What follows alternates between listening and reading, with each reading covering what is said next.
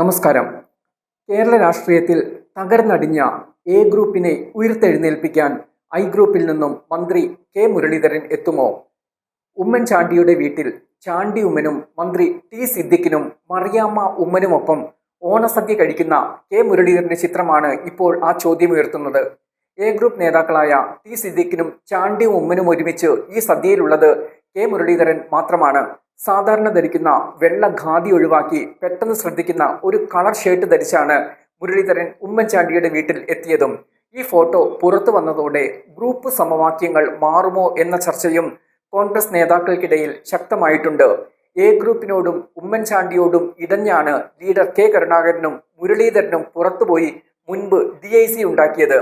കരുണാകരൻ കോൺഗ്രസിൽ തിരികെ എത്തിയെങ്കിലും മുരളീധരനെ കോൺഗ്രസിൽ തിരികെ എത്താൻ മാസങ്ങൾ തന്നെ കാത്തിരിക്കേണ്ടിയും വന്നു. മദാമ എന്ന് വിളിച്ച സോണിയാഗാന്ധിയെയും അലൂമിനിയം പട്ടേൽ എന്ന് വിളിച്ച അഹമ്മദ് പട്ടേലിനെയുമൊക്കെ ഈ കാര്യത്തിൽ മുരളീധരന് നേരിട്ട് പോയി കാണേണ്ടിയും വന്നു. എല്ലാത്തിനും കാരണം എ ഗ്രൂപ്പ് തന്നെയായിരുന്നു.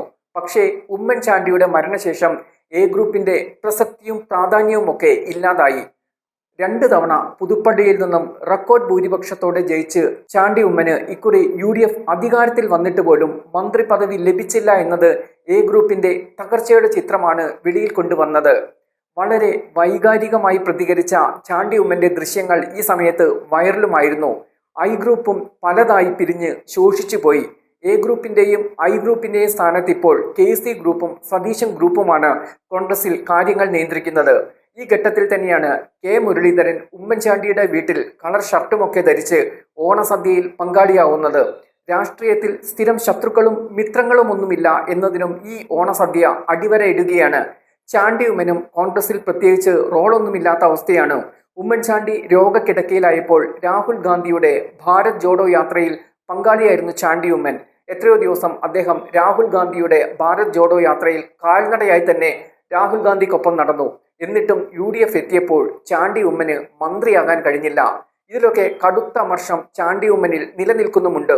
ഐ ഗ്രൂപ്പ് പോലെ തന്നെ എ ഗ്രൂപ്പും നിലവിൽ നാമാവശേഷമായ അവസ്ഥയിലാണ്. നേതാക്കൾ ഇപ്പോഴും ഗ്രൂപ്പിലുണ്ടെങ്കിലും ഒന്നിലും വിരപേശാൻ എ ഗ്രൂപ്പിന് കഴിയുന്നില്ല. ഈ ഘട്ടത്തിൽ തന്നെയാണ് ഓണ ദിവസം മുരളീധരൻ ചാണ്ടി ഉമ്മന്റെ വീട്ടിലെത്തി ഓണസദ്യയിൽ പങ്കാളിയായത്. മുരളീധരന്റെ നേതൃത്വത്തിൽ ചാണ്ടി ഉമ്മനും വിഷ്ണുനാഥും ടി സിദ്ദിഖുമൊക്കെ ചേർന്ന് എ ഗ്രൂപ്പിന് പുതു ഊർജം നൽകുമോ എന്ന ചോദ്യം ഇപ്പോൾ അന്തരീക്ഷത്തിലുണ്ട്. വെറുതെ ഉമ്മൻചാണ്ടിയുടെ കുടുംബത്തെ കാണാൻ മുരളീധരൻ തയ്യാറാകില്ല. ചാണ്ടി ഉമ്മനും ടി സിദ്ദിഖും ഒപ്പവുമുണ്ട്.